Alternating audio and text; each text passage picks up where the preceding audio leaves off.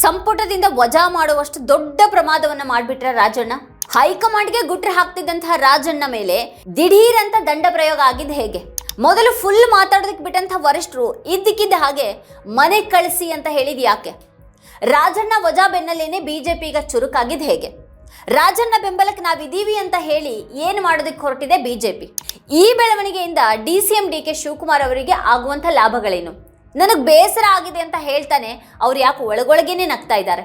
ಸ್ವಹಿತಾಸಕ್ತಿಗಾಗಿ ಯಾವುದೇ ನಡೆಯನ್ನ ಇಡುವಂಥ ರಾಜಣ್ಣ ಬಿಜೆಪಿಗೆ ಹೋಗುವಂಥ ಸಾಧ್ಯತೆ ಇದೆನಾ? ರಾಜಣ್ಣ ಅವರ ರಾಜಕೀಯ ಹಿನ್ನೆಲೆ, ಅವರ ಈ ಹಿಂದಿನ ವಿವಾದಾತ್ಮಕ ನಡೆಗಳು ಏನೇನು, ಅವುಗಳ ಹಿನ್ನೆಲೆಯಲ್ಲಿ ಈಗ ಯಾಕೆ ಕುತೂಹಲ ಮೂಡಿದೆ? ಸಿಎಂ ಸಿದ್ದರಾಮಯ್ಯ ಅವರು ಇದನ್ನ ಹೇಗೆ ಸ್ವೀಕರಿಸ್ತಾರೆ? ಅವ್ರಿಗೂ ರಾಜಣ್ಣ ಅವರು ಹೊರೆಯಾಗಿದ್ರ?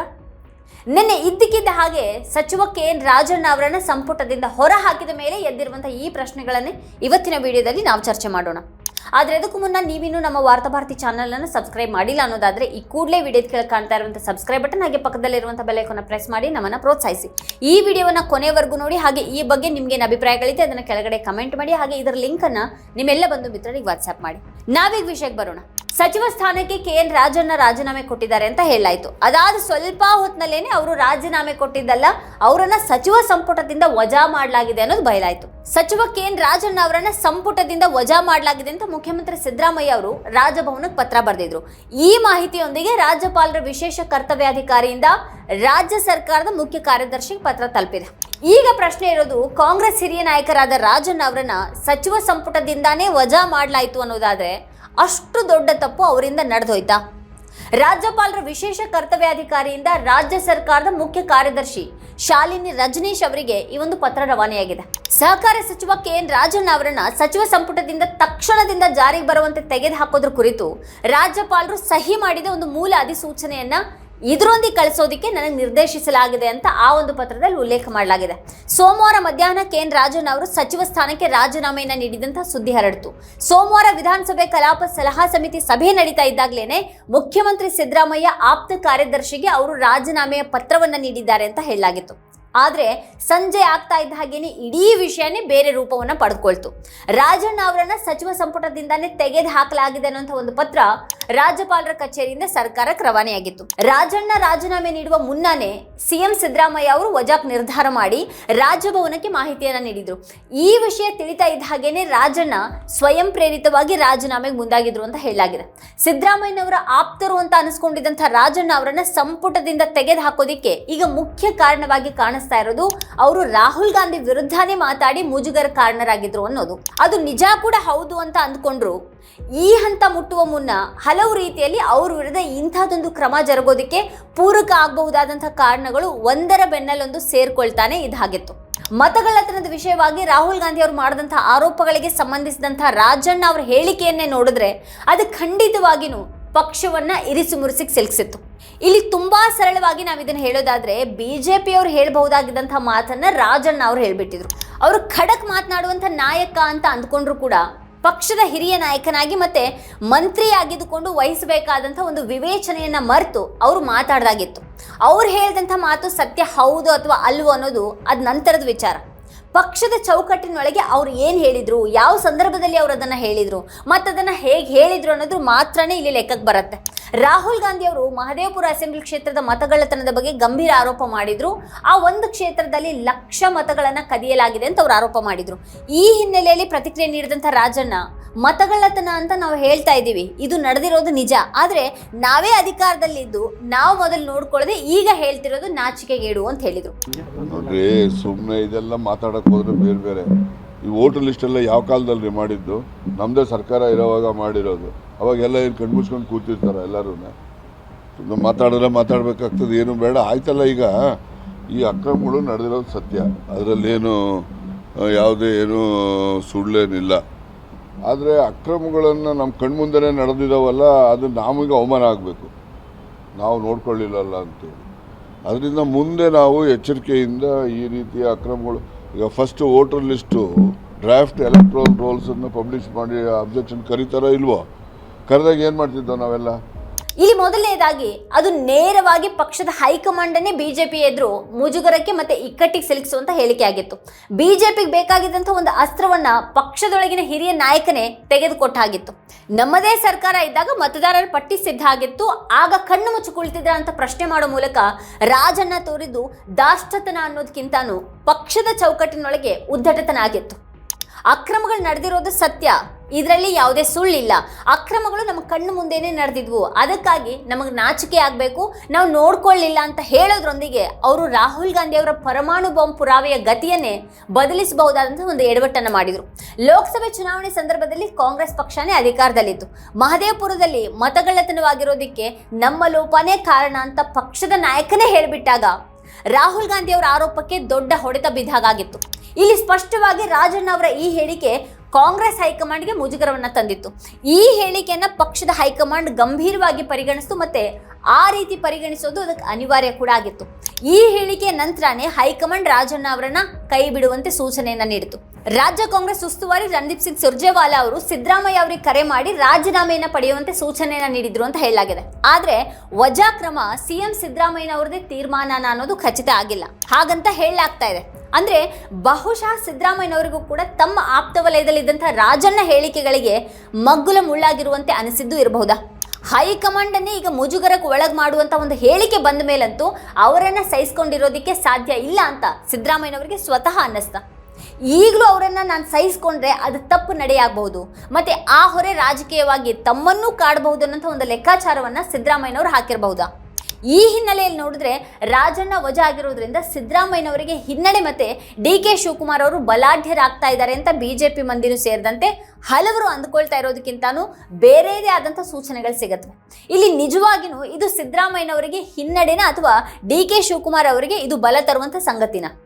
ರಾಜಣ್ಣ ವಿಚಾರದಲ್ಲಿ ಸ್ವಲ್ಪ ಹಿಂದಕ್ಕೆ ಹೋಗಿ ನೋಡಿದ್ರೆ ಅವ್ರು ಆಡ್ತಾ ಬಂದಂಥ ಮಾತುಗಳು ಈಗ ಹೈಕಮಾಂಡ್ ಅನ್ನ ಮುಜುಗರಕ್ಕೆ ಸಿಲುಕಿಸೋದಕ್ಕಿಂತ ಹೆಚ್ಚಾಗಿ ಬಹಳ ಸಲ ಸಿದ್ದರಾಮಯ್ಯ ಅವರನ್ನೇ ಮುಜುಗರಕ್ಕೆ ಸಿಲುಕಿಸಿದ್ವು ಅನ್ನೋದು ಸತ್ಯ.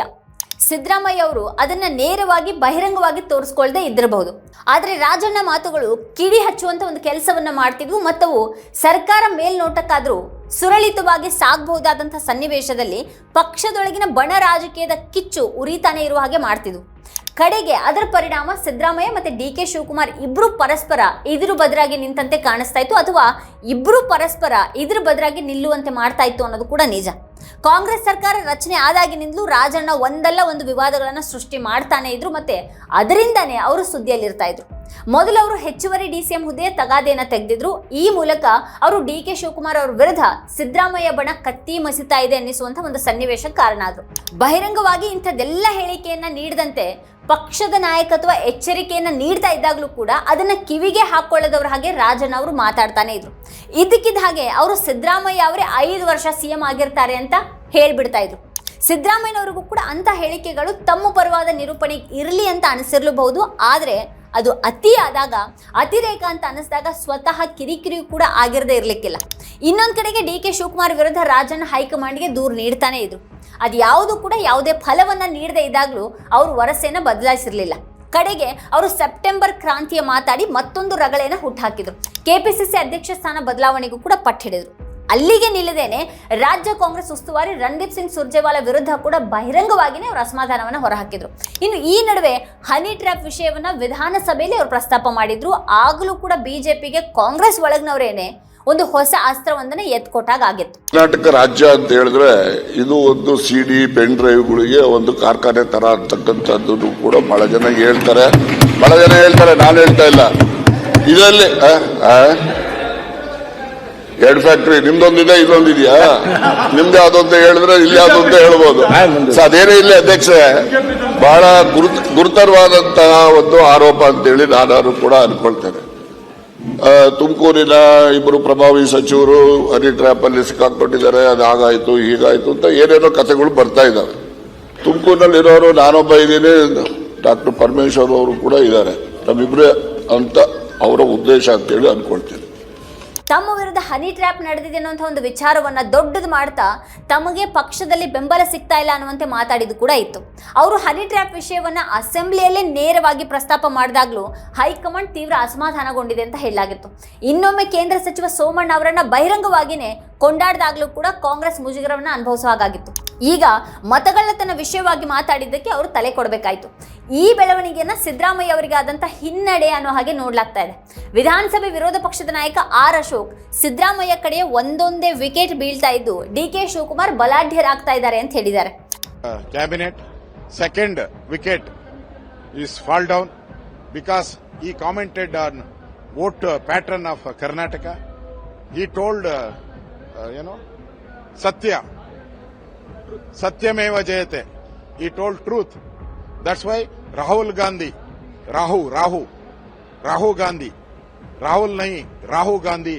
Now he issued the notice to Rajanna. He is suspended now. I think another seconds the gazette will come. Siddaramaiah every day is losing his wicket. October, I told October it will be a Kranti. Now August it started. I think Congress party is divided now. DK and Siddaramaiah. It will be collapse. High command ಹೇಳಿದಾಗ ಕೇಳೋದು ಸಿದ್ದರಾಮಯ್ಯನವರಿಗೆ ಅನಿವಾರ್ಯ ಆಯಿತು, ಮತ್ತೆ ತಮ್ಮ ಆಪ್ತ ವಲಯದ ನಾಯಕನನ್ನೇ ಹೊರ ಕಳಿಸಬೇಕಾಯಿತು ಅಂತ ವಿಶ್ಲೇಷಿಸಲಾಗ್ತಾ ಇದೆ. ಸಿದ್ದರಾಮಯ್ಯ ಹೈಕಮಾಂಡ್ ಮಾತು ಪಾಲಿಸಲೇಬೇಕಾಯಿತು ಅನ್ನೋದು ಅವ್ರ ಹಿನ್ನಡೆ ಆಗತ್ತಾ? ಅಲ್ಲದೆ ಹೈಕಮಾಂಡ್ ರಾಜಣ್ಣ ರಾಜೀನಾಮೆಯನ್ನಷ್ಟೇ ಕೇಳಿತ್ತೆ ಅಥವಾ ವಜಾಗೊಳಿಸೋದಿಕ್ಕೆ ಕೇಳಿತ್ತೆ ಅನ್ನೋದು ಇಲ್ಲಿ ಖಚಿತ ಇಲ್ಲ. ವಜಾ ನಿರ್ಧಾರ ಸಿದ್ದರಾಮಯ್ಯನವರೇ ತೆಗೆದುಕೊಂಡಿದ್ದಾಗಿರಬಹುದು ಅಂತ ಹೇಳಲಾಗ್ತಾ ಇದೆ. ಈ ಹಿನ್ನೆಲೆಯಲ್ಲಿ ನಿಜವಾಗಿಯೂ ಏನು ನಡೆದಿದೆ ಅನ್ನೋದು ಊಹಾಪೋಹದ ವಿಷಯವಾಗಿಯೇ ಇರುತ್ತೆ ಇದು. ಆದರೆ ಹಾಗೊಂದು ಕರೆ ದೆಹಲಿಯಿಂದ ಬಂದಿತ್ತು ಅಂತ ಕೂಡ ಹೇಳಲಾಗ್ತಾ ಇದೆ. ವಜಾ ಮಾಡಿ ಅನ್ನೋಂಥ ಒಂದು ಸೂಚನೆ ಮಾತ್ರ ಅಲ್ಲ, ಪಕ್ಷದಿಂದನೇ ಉಚ್ಚಾಟನೆ ಮಾಡಿ ಅನ್ನೋಂಥ ಸೂಚನೆ ಕೂಡ ಬಂದಿತ್ತು ಅಂತ ಹೇಳಲಾಗ್ತಾ ಇದೆ. ಸಿದ್ದರಾಮಯ್ಯ ಅವರ ಆಪ್ತರಾಗಿರುವಂಥ ರಾಜಣ್ಣ ಅವರು ಸಂಪುಟದಿಂದ ವಜಾಗೊಂಡಿರೋದು ಸಿದ್ದರಾಮಯ್ಯನವರಿಗಾದಂಥ ಹಿನ್ನಡೆನ ಅಥವಾ ಸಿದ್ದರಾಮಯ್ಯ ಅವರನ್ನ ಇಕ್ಕಟ್ಟಿಗೆ ಸಿಲುಕಿಸಬಹುದಾಗಿದ್ದಂಥ ಒಂದು ಕಂಟಕ ಇದರಿಂದ ಕಳೆದೋಯ್ತಾ? ಬಹುಶಃ ಇದು ಮುಂದಿನ ದಿನಗಳಲ್ಲಿ ಹೆಚ್ಚು ಸ್ಪಷ್ಟ ಆಗಬಹುದು. ರಾಜಣ್ಣ ಅವರನ್ನ ವಜಾಗೊಳಿಸಿರುವಂತಹ ಒಂದು ಸಂದರ್ಭವನ್ನ ಬಿಜೆಪಿ ಬಳಸ್ಕೊಳ್ಳೋದಿಕ್ಕೆ ನೋಡ್ತಾ ಇದೆ. ಮತ್ತೆ ಅವರಿಗೆ ಕಾಂಗ್ರೆಸ್ನಿಂದ ಅನ್ಯಾಯ ಆಗಿದೆ ಅಂತ ಬಿಂಬಿಸೋದಕ್ಕೆ ಅದು ಈ ಹೊತ್ತಿನಲ್ಲಿ ಖಂಡಿತವಾಗಿಯೂ ಪ್ರಯತ್ನ ಪಡುತ್ತೆ. ಇನ್ನು ಸತ್ಯ ಹೇಳಿದ್ದಕ್ಕಾಗಿ ಅವ್ರಿಗೆ ಹೀಗಾಗಿದೆ ಅಂತ ಬಿಜೆಪಿ ನಾಯಕರು ಈಗ ಹೇಳೋದಿಕ್ಕೆ ಶುರು ಮಾಡ್ಕೊಂಡಿದ್ದಾರೆ. ಹಾಗಾದ್ರೆ ನಿಜವಾಗಿಯೂ ರಾಜಣ್ಣ ಬಿಜೆಪಿಗೆ ಹತ್ತಿರವಾಗ್ತಾ ಇದ್ದಾರಾ? ತಮ್ಮನ್ನ ವಜಾಗೊಳಿಸಿರೋದ್ರ ಬಗ್ಗೆ ರಾಜಣ್ಣ ಪ್ರತಿಕ್ರಿಯೆ ಕೂಡ ಬಂದಿದೆ. ವಜಾ ಮಾಡಿರೋದ್ರ ಹಿಂದೆ ಷಡ್ಯಂತ್ರ ಇದೆ ಅಂತ ಹೇಳಿದ್ದಾರೆ. ಯಾರ್ಯಾರು ಏನೇನು ಮಾಡಿದ್ದಾರೆ ಅನ್ನೋದನ್ನೆಲ್ಲವನ್ನ ಕಾಲ ಬಂದಾಗ ಹೇಳ್ತೀನಿ ಅಂತ ಅವ್ರು ಹೇಳಿದ್ದಾರೆ. ಸಿದ್ದರಾಮಯ್ಯ ಅವರನ್ನ ಕಾವೇರಿಯಲ್ಲಿ ಭೇಟಿ ಮಾಡಿದ ಬಳಿಕ ಅವರು ಈ ಒಂದು ಪ್ರತಿಕ್ರಿಯೆಯನ್ನು ಕೊಟ್ಟಿದ್ದಾರೆ. ದೆಹಲಿಗೆ ಹೋಗಿ ಪಕ್ಷದ ವರಿಷ್ಠರನ್ನ ಭೇಟಿ ಮಾಡ್ತೀನಿ, ಇದು ಪಕ್ಷದ ತೀರ್ಮಾನ ಆಗಿದ್ರಿಂದಾಗಿ ಪ್ರಶ್ನೆ ಮಾಡೋ ಹಾಗಿಲ್ಲ. ಪಕ್ಷದ ವರಿಷ್ಠರಿಗೆ ತಪ್ಪು ಗ್ರಹಿಕೆ ಆಗಿದೆ ಅನ್ನುವಂಥ ಒಂದು ಮಾಹಿತಿ ಇದೆ. ಹಿರಿಯ ಸಚಿವರು ಶಾಸಕರ ಜೊತೆಗೆ ದೆಹಲಿಗೆ ಹೋಗಿ ತಪ್ಪು ಗ್ರಹಿಕೆಯನ್ನು ಸರಿಪಡಿಸ್ತೀನಿ, ವರಿಷ್ಠರ ಮಾರ್ಗದರ್ಶನದಂತೆ ಮುಂದುವರಿತೀನಿ ಅಂತ ಹೇಳಿದ್ದಾರೆ. ವಜಾಗೊಳಿಸಿದ ನಿರ್ಧಾರ ಪ್ರಕಟ ಆದ ನಂತರ ಮುಖ್ಯಮಂತ್ರಿಗಳು ಮಾತನಾಡಬಹುದು ಅಂತ ನಾನು ಭಾವಿಸಿದೆ. ಅವರು ಪ್ರತಿಕ್ರಿಯೆ ನೀಡಿದ ಬಳಿಕ ನಾನು ಮಾತನಾಡಬೇಕು ಅಂತ ಅಂದ್ಕೊಂಡಿದ್ದೆ, ಆದರೆ ಅವ್ರು ಯಾವುದೇ ಪ್ರತಿಕ್ರಿಯೆಯನ್ನು ನೀಡಲಿಲ್ಲ. ಹಾಗಾಗಿ ಈಗ ನಾನೇ ಮಾತಾಡ್ತಾ ಇದ್ದೀನಿ ಅಂತ ಅವರು ಮಾಧ್ಯಮಗಳ ಮುಂದೆ ಹೇಳಿದ್ದಾರೆ.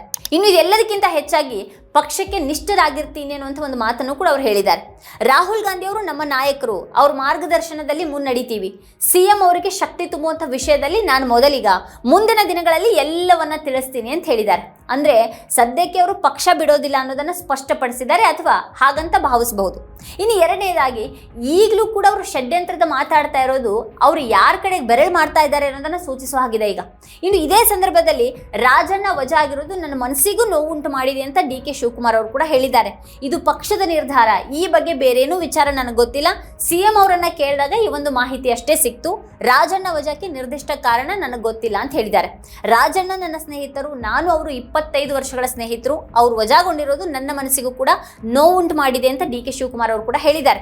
ಇನ್ನು DK ಶಿವಕುಮಾರ್ ಅವರು ನೋವಾಗಿದೆ ಅಂತ ಹೇಳಿರೋದು ಮತ್ತೆ ತಮ್ಮ ಆಪ್ತ ವಲಯದ ನಾಯಕನನ್ನೇ ವಜಾಗೊಳಿಸಲಾಗಿರೋದ್ರ ಬಗ್ಗೆ CM ಸಿದ್ದರಾಮಯ್ಯ ಅವರು ಮೌನವಾಗಿರೋದು, ಇವೆರಡೂ ಕೂಡ ಈ ಹೊತ್ತಿನಲ್ಲಿ ಬಹಳ ಅರ್ಥಗರ್ಭಿತವಾಗಿ ಕಾಣಿಸ್ತಾ ಇವೆ. ಇನ್ನು ಈ ಬೆಳವಣಿಗೆಯ ಬಗ್ಗೆ ನೀವೇನು ಹೇಳ್ತೀರಿ? ರಾಜಣ್ಣ ಅವರ ಮುಂದಿನ ನಡೆ ಏನಿರಬಹುದು? ರಾಜಣ್ಣ ವಜಾ ಕಾಂಗ್ರೆಸ್ ಸರ್ಕಾರಕ್ಕೆ ದುಬಾರಿ ಆಗುತ್ತಾ ಅಥವಾ ಸಹಾಯ ಆಗುತ್ತಾ? ನಿಮ್ಮ ಅಭಿಪ್ರಾಯ ಏನಿದೆ ಅದನ್ನ ಈ ವಿಡಿಯೋದ ಕೆಳಗಡೆ ಕಮೆಂಟ್ ಮಾಡಿ ನಮಗೆ ತಿಳಿಸಿ. ಇದೇ ಹೊತ್ತಿನ ಸ್ಪೆಷಲ್ ನೋಡ್ತಾ ಇರಿ ವಾರ್ತಾಭಾರತಿ. ನೀವಿನ್ನು ವಾರ್ತಾಭಾರತಿ ಯೂಟ್ಯೂಬ್ ಚಾನಲನ್ನು ಸಬ್ಸ್ಕ್ರೈಬ್ ಮಾಡಿಲ್ಲ ಅನ್ನೋದಾದ್ರೆ ಈ ಕೂಡಲೇ ಸಬ್ಸ್ಕ್ರೈಬ್ ಮಾಡಿ, ಹಾಗೆ ಪಕ್ಕದಲ್ಲಿರುವಂಥ ಬೆಲ್ ಐಕಾನ್ ಪ್ರೆಸ್ ಮಾಡಿ ನಮ್ಮನ್ನು ಬೆಂಬಲಿಸಿ.